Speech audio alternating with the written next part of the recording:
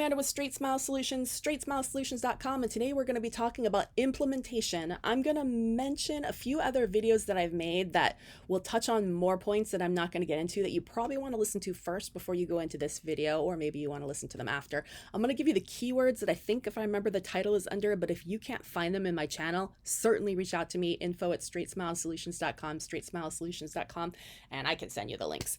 One of them is called Invisalign Party. Listen to that because there's a lot of great tips in there about incentives and stuff like that, especially with ortho cases. It doesn't have to be Invisalign. Another good one is about paying your associates. I believe if you look under Invisalign, associate, it should come up. Got to set that up if you're going to have associates doing Invisalign, because if you don't set that up first, then there's no sense in doing this. And I think the last one is an incentive plan, or just incentives. You might staff incentives, maybe.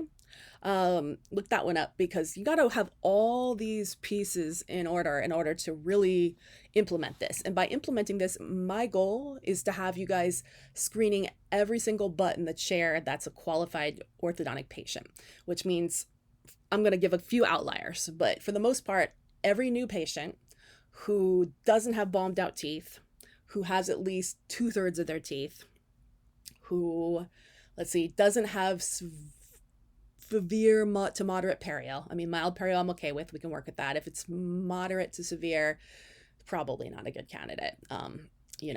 There's some borderline situations in there. So, I mean, these are things where a staff member could take a look and screen this. If SmileDirectClub can screen these out, you can screen these out. Obviously, terrible oral hygiene, things like that, got to get that cleaned up first. Not a candidate at the moment. So every new patient or every recall patient every 12 months, so initially when you implement this, it's going to be every patient in the chair that's a hygiene patient or a new patient, minus those outliers who's 6 and up. Obviously, if they're 80 years old and they only have 6 teeth, no, you don't need to do this, right? So what's going to be part of this orthodontic consult? Well, I would say definitely your 8 series of photos. If you're able to be an Invisalign provider, it's great to use their photo uploader to go ahead, which is an app. Everyone can have that app on their phone. As long as you take the photos through the app, it's HIPAA compliant, as long as you don't save them in your phone. Or you can just have an office iPad or 2 and do that. It's another great idea. You can do that. And then if you do that, it just really saves a lot of time, because it's going to automatically orient it, crop it, focus it, everything like that, so that it just turns out perfect, and it's going to stick it in a composite, and you can always download it, take a screenshot, and put it in your e-chart, from there.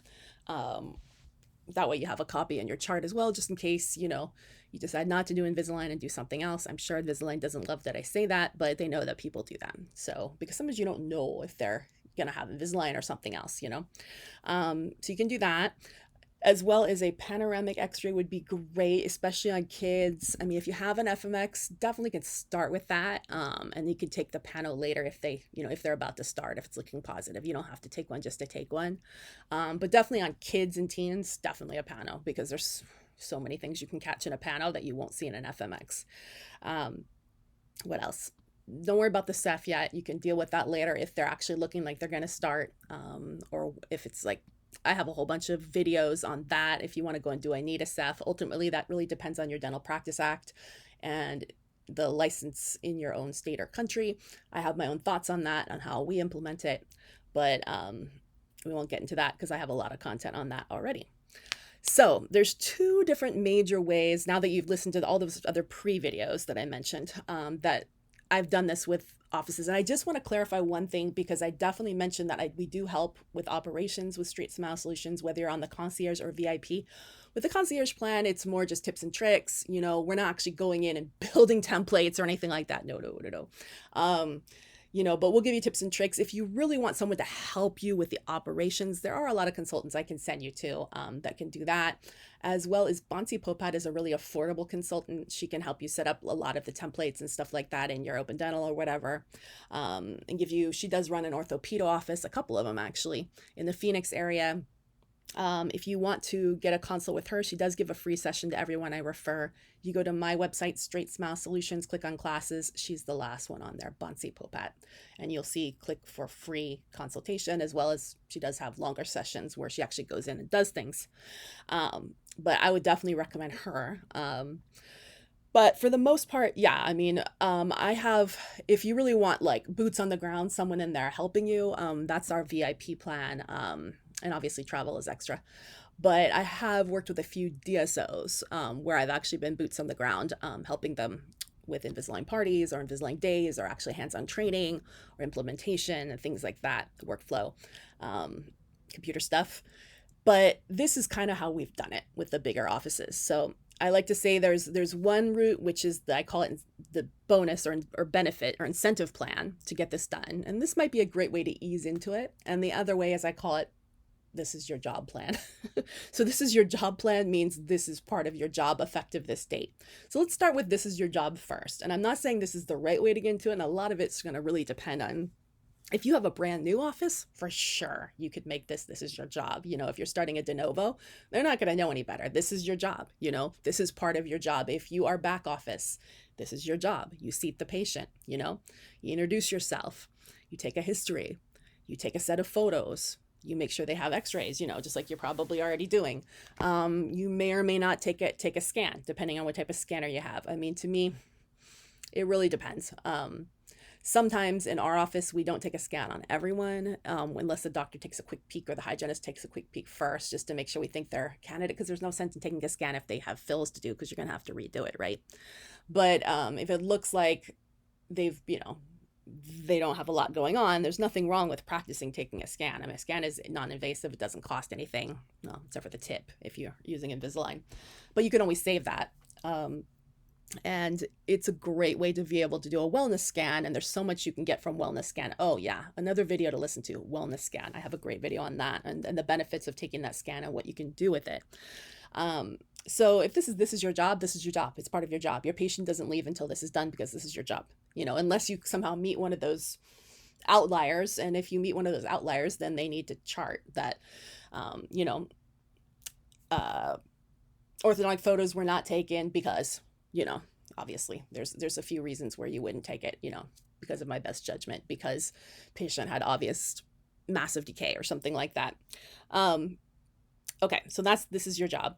Obviously, the other way that you can do this is I call it incentives. So, and these codes here that I have at the bottom are great ways to kind of organize things, because as long as you're charging out these codes, whatever you did. So obviously diagnostic casts is also, it's an old way of saying scans. So if you took it an iTero scan or a 3Shape scan or a Medit scan, this is the code you could do this. The reason why this code is important that you charge that out is because later you can run reports on any software and you can find everyone in 2023 that you did a wellness scan on, you know, or any type of scan.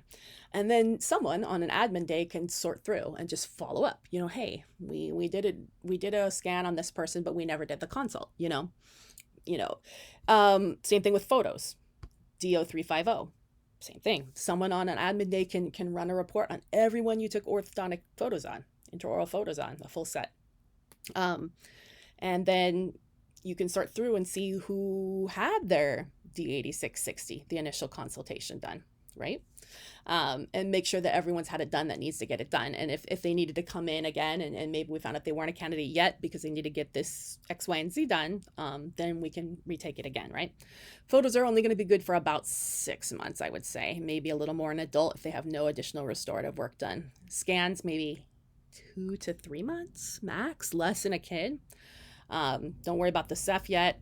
And panoramic x-rays on all kids and teens, of course. And adults, if it's easier for you to do, is great, you know, once every 5 years or so. But don't charge them for any of this, though. This is the main thing. Don't charge them for any of this. And you don't want to say, hey, would you like to have an orthodontic consult, or we're doing this for orthodontic consult reasons? No, you're saying this is part of our charting. This is part of how we study your bite. This is part of standard of care. This is our wellness scan. This is our wellness photos. You can use words like that. It helps us study your occlusion. It helps us document your teeth. It helps us document your bite. You want to use terms like that, because if you say, do you want an orthodontic consult? 9 times out of 10, someone's going to say no, because they're either thinking they're going to get charged, or they think that you're going to sell them something, or they think they really don't need it, you know? So this is the verbiage that you want to use, okay? So codes are important. If you're doing the incentive plan, then whoever charged out the code, you know, obviously it's going to have the charting, and Sally, the back office person, charged out intraoral photos. Well, then you can run a report at the end of the month on your DO350 O350s or your D0470s, and you can run these reports, and you can either have a bonus whoever took the most intraoral photos, or the bonus whoever took the most intraoral scans, or you can have first, second, and third place, and a bonus value assigned to that. I mean, it does make it a little competitive. It makes it kind of fun, right? Or you get a raffle ticket if you want to do it this way. For each set of photos you took on a patient, for each scan you took on a patient, at the end of the month, you throw them in a fishbowl, and you have some neat prizes. That way, those who are more motivated to get it done, are using their time efficiently and effectively. And the other thing you can do is you can get front office involved in this. There is no reason a front office can't take a scan. It's not invasive. You can train in an hour or two. There's no reason a front office can't take photos. So there's at no point should there ever be a butt in the chair that's sitting unoccupied, because front office should be back there taking the scan if back office is busy. Front office should be back there taking photos if back office is busy. And that gives them an opportunity as well to get their raffle ticket or to enter the contest or whatever you want to do for your bonus. The reason why I don't recommend tying a bonus to a start necessarily is that a lot of people are involved in that start. And what tends to happen is front office gets kind of salty because they're like, whoa, dude, I sold that case, So back office gets, the people that are employed, more days than others get upset. The people who are really more vested into it are going to get upset that other people are getting a bonus. So it shouldn't just be you get a bonus because the office hit their goal. It should be whoever contributed the most to it. And there's going to be some people who are just chronically running behind, not organizing their time. Well, then they're not going to get as many raffle tickets. So they're not going to be as likely to get their bonuses but this is a great idea, because for those staff members who are always asking for raises, well, this is how you get your raise. You get more involved. Your raise is tied to your production. Your raise is tied to, what you do in the office, how interactive you are. There are opportunities for you to make more money, and if you want to come in on a day, and just do this, be my guest, come in and just float around, be the ortho media maven, like take scans, take photos, take panos, and help out. So that's my suggestion. 2 different ways to do it. I don't care how you do it. It's nice to always start off this way until people get their speed up and get their confidence up. And then you can kind of make it, this is your job. And then, maybe there's other ways to compensate them. In terms of associates getting involved, well, it really depends on if the associates are going to the associates need to have the education. So unless you're providing them consulting and support services, you're not going to be sure that their quality is good enough. So another thing that you can do is you can, you can have them involved in that, obviously, if they're taking these things. Ultimately, if they're referring to the main doctor, usually the main doctor is going to do the consult, but in this case, if you got them involved in the consult and they're charging it out, even if you're doing it, then there could be a bonus plan on the consult if they start, or you could just do, a bonus on starts if they were directly referred, if they actually started. So there's a lot of different ways you can do that if they're not going to be the ones that are actually doing it. But if they're doing it, I highly recommend giving them support, because the associates aren't going to do it without support and without a fair way of being compensated. So definitely listen to our video about associate compensation. I think I have it for Invisalign cases, but it can be for any ortho case. So that's pretty much it. Those are my suggestions. If you're charging out these codes and you're running reports every month, you shouldn't be losing people in the cracks. Other thing you can do is you can have a front office person who's somewhat educated on ortho, assuming this is not a new patient, this is a recall patient, you can dig in and see, have they had an ortho consult yet? Assuming you have photos of some sort, or at least x-rays, you have some idea, but with the previous periodontal charting and the previous x-rays, to see if they might be a quasi-candidate, And remember, even if you're doing a consult, it doesn't always have to be for you. If you're doing a consult and you find that it's a little more complex, you can always refer them out. You don't have to take every case. And if, honestly, as a primary care dentist, if they're a pain in the butt, and they're too high maintenance, don't take them. That's a gift for ortho. And we got those patients all the time. And that's the beauty of not being a specialist. You don't have to take everyone. We have to take everyone. Begrudgingly, sometimes we don't want to take them. We'd love to give them to someone down the street. But it's kind of hard to punt them off, if we can't, because we know what we're doing, right? Trying to think of a few other things. Okay, in terms of the actual consult, this might be your last question that does come up a lot. It is not reasonable to think that a primary care dentist can do consult same time chair side as a patient in the chair. So the scripting you're going to use is our doctor will review your records. Our doctor likes to take a little extra time to review the records, to study your bite, study your occlusion, and to find solutions. We will be giving you a call, if that's okay, and in the next week to let you know. I mean, it's better if you just go ahead before they leave and make that phone call scheduled. I mean, I definitely recommend. When is a good time for us to call you, to let you know if we have any concerns about your bite.